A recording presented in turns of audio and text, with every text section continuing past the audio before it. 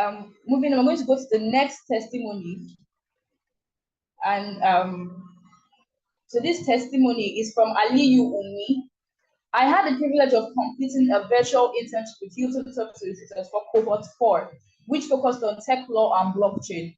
The program provided an in-depth understanding of the legal frameworks surrounding emerging technologies, including blockchain, cryptocurrencies, and smart contracts. The virtual classes were highly interactive, offering valuable insights from industry experts and fostering a deeper appreciation for how technology intersects with law. This experience not only expanded my knowledge of law, but also enhanced my ability to apply legal principles to cutting-edge technological development. I am confident that the skills I gained during my time in Newton Top Solicitors will be instrumental in my future legal career. That was Ali Umi's testimony. So before we proceed, we're going to do something very different today. I would like one person to volunteer to speak. Just kindly introduce yourself, speak about how the internship has been so far, and then we would move on to the main program. Kindly indicate by a request to be unmuted so that you can introduce yourself.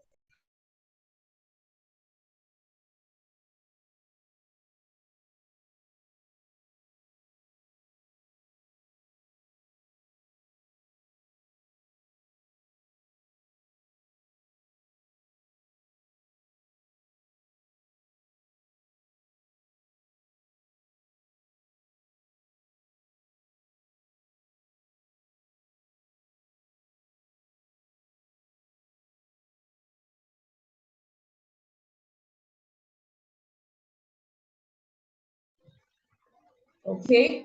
Is there anybody interested in introducing themselves? Kindly request that your mic be unmuted so that you can introduce yourself to us. Okay, since there's no one that has indicated that interest, I'm going to hand over to Grace, our proper moderator for this session. Thank you very much, and I hope you have an insightful session.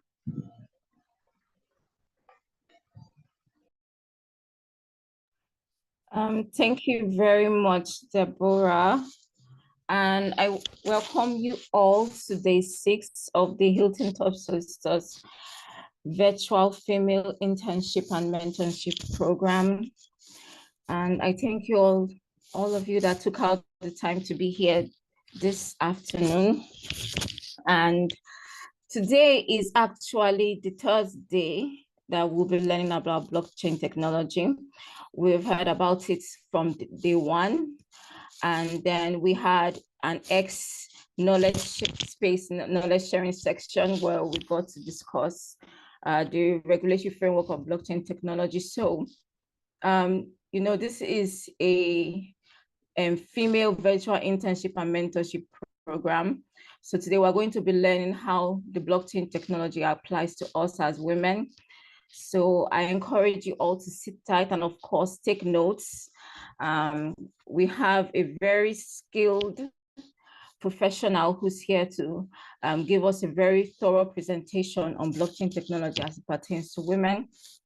So I want to welcome our speaker for today. I can see she's already here. You are very welcome, Ma. Let me get started first with her profile.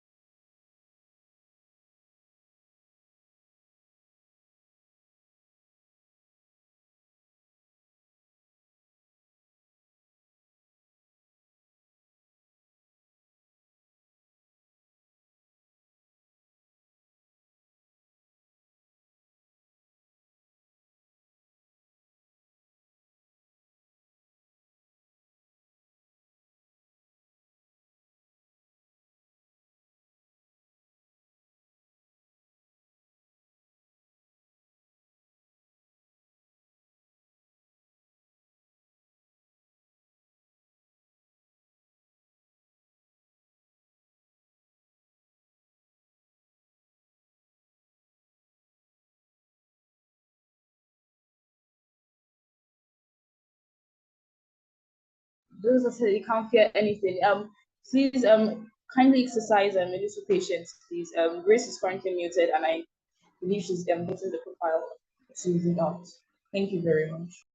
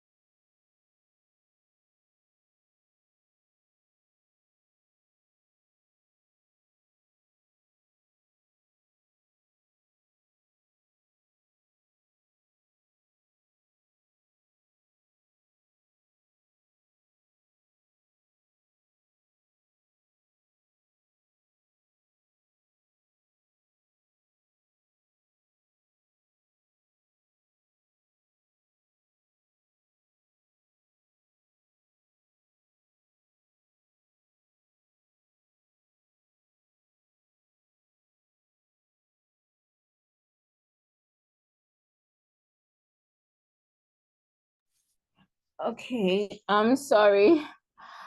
I was trying to bring out our speaker's profile. That was what was taking me so long. And I'm really sorry. All right, so I'm back now. So I would like to apologize. So our speaker for today,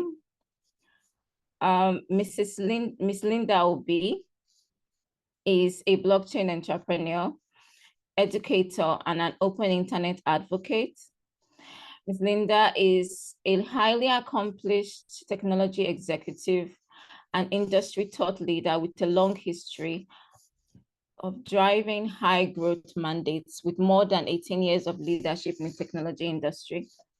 She's the founder / CEO of Techno Economy Africa, this project-based learn-to-earn platform which teaches blockchain enthusiasts and students how to leverage blockchain and crypto education for investment, trade, build real products in areas such as NFTs, metaverse, tokens, blockchain, cybersecurity, data science, game development, and programming. She serves as the global head of operation at Zenith Chain, a $3.5 million backed blockchain firm where she drives market actions. Prior to that, she was the business leader for Farm Crowley, the leading ag-tech platform in West Africa, focused on providing the necessary tools and technology for farmers and agribusinesses to boost food production with better yields, lower costs, and more innovative marketing.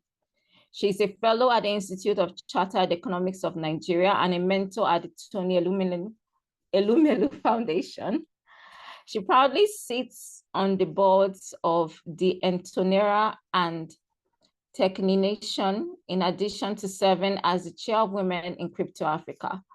She was the director of franchise acquisition at Tolaram Group, manufacturers of staple brands like Kellogg's, Indomie, and so on, where she was responsible for partnering with startups to deliver structured franchising, advertising, financial, and API services, delivering over 200,000 retail outlets in Nigeria. Linda was a former brand consultant at Solaram Group, whose transit turned into helping technology startups scale in sub-Saharan Africa. She has combined 20 plus years of experience at the FMCG retail, agri, and e-commerce sector. Let's welcome our speaker for today, ma'am. If you are here, we welcome you to uh to our virtual internship. I'm sure all the interns here are more than ready to learn from you. And I myself personally, I'm very excited to hear from someone with such a strong profile as you. You're very welcome, ma'am. Thank you so much. Thank you so much. I'm trying to catch the name. I'm sorry that they had to share that very long profile with you. I typically would use the shorter version because of all the tongue twisting, how do I put it, titles and names. Okay, but thank you so much. Thank you, It's an ma'am. absolute honor to be here at what we have now called Africa's first virtual internship and mentorship program for female law undergraduates and legal professionals. And it is made possible by Hilton Top Solicitors. I thank you, the organizers that have put this together.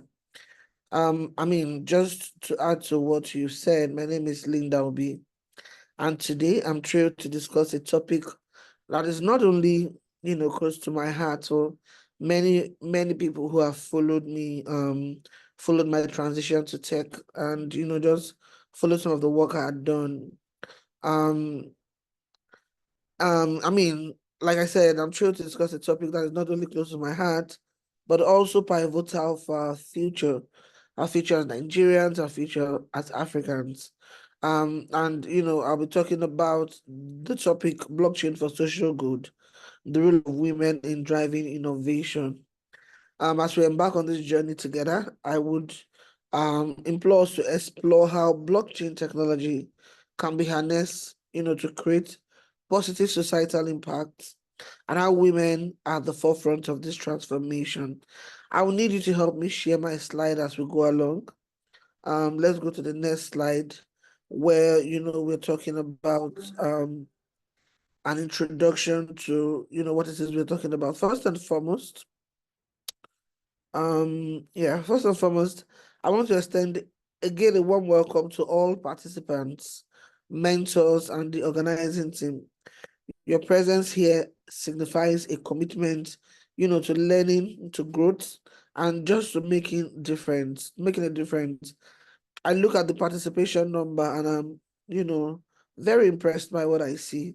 133 women signed up today to talk about technology, and technology as cutting edge as blockchain. It is something that should be celebrated. 5 years back, 10 years back, you won't probably see as much women or as much ladies wanting to participate in technology because they believe that it's a male dominated environment. But I mean, with sessions like this where we're going to spotlight women that have gone ahead, done good work, it gives a fair playing ground to other ladies coming behind, to say that, hey, there's something here that can be explored. Allow me to share a bit about myself. I am Linda Obi. I'm not a legal professional. I have worked extensively across business environments. Right now, I have a profound interest in technology and its intersection with law, right? Or maybe its intersection with cross-industry innovations. Cross-industry would be law, it could be healthcare, it could be supply chain, it could be anything, right? Over the years, I have witnessed firsthand the incredible potential that blockchain holds in revolutionizing various sectors. My passion lies in empowering women to lead and innovate within this space. And today, the presentation will cover the following areas: understanding the blockchain.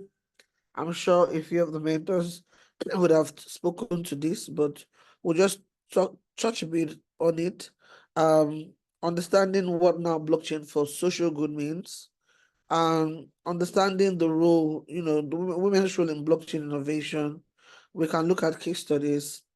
We can look at opportunities and the challenges that exist within the industry, because it will not be a balanced story if we only talk about the upsides.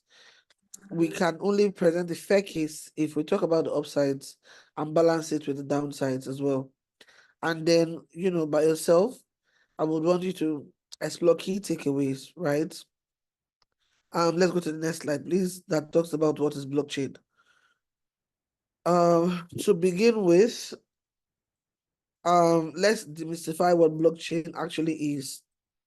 At its core, blockchain is I'm sorry I can't turn on my video. I'm actually in transit. I had to pause somewhere because I know that this session was coming up. But I'm sure that during syndicate sessions, so other sessions where I find myself opportune to be amongst you, I would very much like to turn on, the video so that you can put a face to the name. So I was saying, to begin with, let's demystify what blockchain actually is. At its core, blockchain is a decentralized digital ledger that records transactions across multiple computers. So this means that no single entity has control over the entire network, right? Enhancing security and transparency. Breaking down some of its key features would be, you cannot talk about blockchain without talking about decentralization.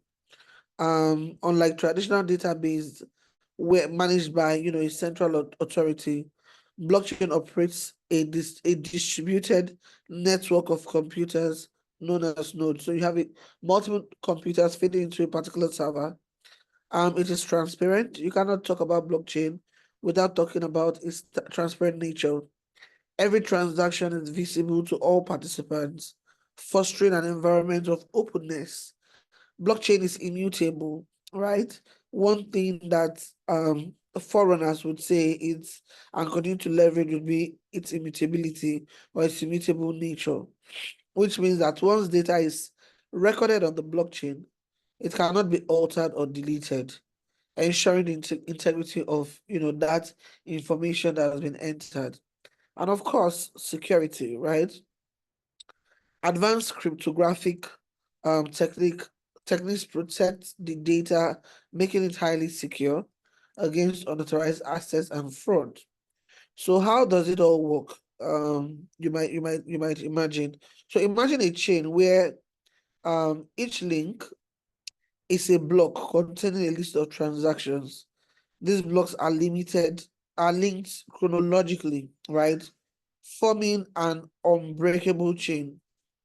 Consensus mechanisms like proof of work or proof of stake, I'm sure you must have heard about. If you've dabbled into blockchain to a point, you would understand that every blockchain has its own consensus mechanism. Bitcoin has its own, Ethereum has its own, Cardano, ADA has its own, and some of those consensus mechanisms like proof of work or proof of stake, ensures that all participants agree on the validity of each and every transactions. So to visualize this, let's look at a simple diagram, illustrating the structure of a blockchain. This interconnected structure, I mean, this diagram, I try to do something that look like what would now resemble nodes of blocks, right? As you can see by the side, this interconnected structure is what makes blockchain a revolutionary technology. Let's go to the next slide that speaks about blockchain for social good. Great. Now that we understand what the blockchain is, right? It makes sense to now explore how it can be leveraged for social good, right? Blockchain for social good involves using the technology, or using, the technology that we are now calling blockchain, to address societal challenges and promote positive change. Don't forget, I mean, what we're talking about here would be social good. Here, there are some key areas where blockchain can make a significant impact, and I made sure to highlight a few. I'm sure that we all know that the advent of fintech, which is financial inclusion, has been on the up and up. And what is that financial inclusion? Just including the unbanked, right?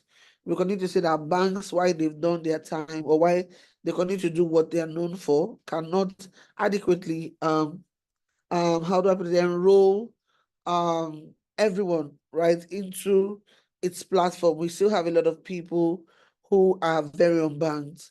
And we have the likes of OP, Money Points, PalmPay, who are fintechs, right, that have come in to include people who typically the banks would never have, franchised into their system. So when we talk about blockchain for social good, it makes sense to talk about financial inclusion. Millions of people worldwide remain unbanked. Blockchain continues to provide them with access to financial services without the need for traditional banking infrastructure. Now, let's even look beyond the fintechs. Let's look at crypto for what it is. In 2021, 2020, 2021, or 2019, 2020, stroke 2021, the remittance out of Nigeria, in crypto transaction was really staggering, and that's what gave birth to some of the love and hate relationship that Nigeria continues to have with cryptocurrency, right? I think largely because people do not understand it, or policymakers do not understand it. But what I think can be done here, and the good thing is that I'm speaking to legal practitioners, people who are going to leave, the four walls of schools and go on to become policymakers, writing some of these bills, and passing some of these bills into law. Truth is, we need, very friendly policies around crypto. It can never be friendly if you do not understand what it is and what crypto is, right? And the good thing now is that we are here talking about cryptocurrency even before you start meddling with it. So yeah, I was talking about why we continue to see the love-hate relationship between Nigeria and crypto. It's coming from a place of not understanding it, but the people, masses, right, continue to go that route, and that's why remittance was high. So yes, it's fair to say that blockchain answers that question, or solves that needs. I currently play in healthcare. A lot of you who maybe have done your research will see that I'm CEO at Afri Health, and we are a telemedical platform, right? And what we are trying to do is just bridge the access gap between doctors and patients.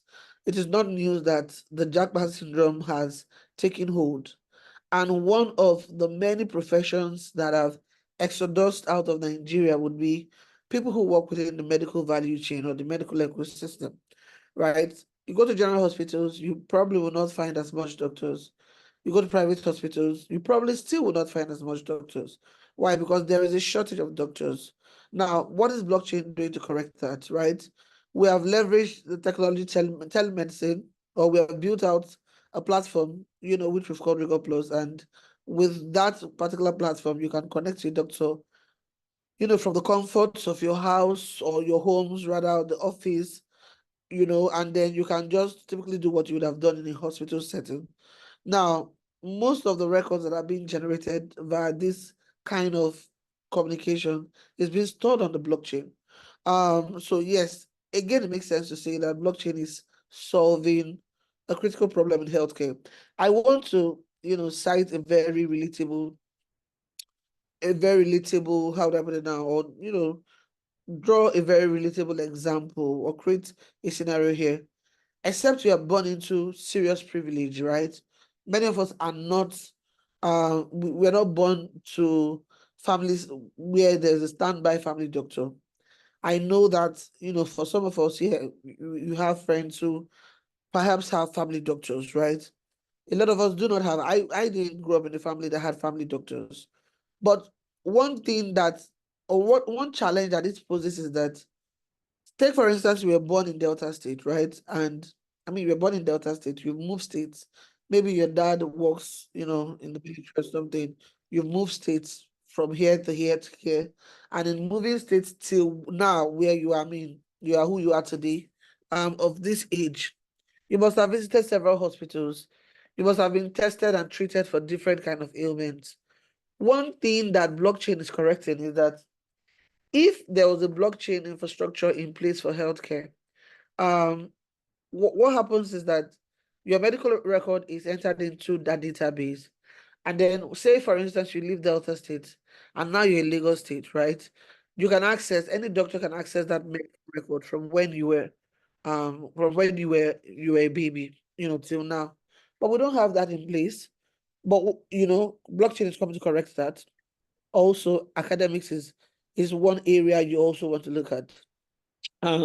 Verifying academic credentials on the blockchain can prevent fraud and make it easier for employers to verify qualifications. Another very important aspect, and as we talk about social good, would be governance and transparency. Nigeria decided some last year, or I think last year, and then there was a lot of brouhaha around the results. Also, why is the result not coming at this time? Also, why is it? What if we had a situation whereby, voters could key into the blockchain and just register their votes, right? And then everybody anywhere from any state can actually see, what the results are real time, right? Blockchain can enhance transparency in government operations, reduce corruption rather, and ensure accountability, not even just voting. What about budgeting, right? We hear things like, oh, budget has been allocated for XYZ. How about that budget is logged onto a central database, and how the money is spent is actually everybody can see it, right? It makes sense for good governance. And again, I won't be talking about this if we're not talking about blockchain for social good. Another aspect would be human rights, right? Human right protection. So are you there with me? I can hear some noise at the background. Is there something I need to do? Can I go on? Okay, I guess I can go on. Another thing that makes sense to speak to would be human rights, right? Protecting digital identities on the blockchain can safeguard individuals, especially in regions where identity theft and fraud are prevalent. And we do agree that Nigeria, can, potentially benefit from this. Now, the benefits are very clear, right? With blockchain for social good, there's enhanced transparency and accountability, there's reduced corruption, and fraud, and the empowerment of marginalized communities through secure access to essential services, right? So as you can see, the applications are vast and transformative, and that's speaking very concretely to blockchain for social good. Now, let's talk about the role of women in blockchain and then tie it nicely to why we are here. Despite the immense potential of blockchain, there is a significant underrepresentation of women in this field. In fact, there is a serious underrepresentation of women in technology, right? Which is why I'm really happy that I see the numbers growing. We have 155 people currently on session, right? This is good. Currently, women comprises a minority, sorry, of professionals and leaders in the um, tech and blockchain sector. So why is women's participation so crucial? You might ask. I've had somebody say, "Oh, Linda, I think you're being sexist with this." I'm like, I don't understand why you would even think that this is a matter of sexism, right? Especially if we talk about balancing the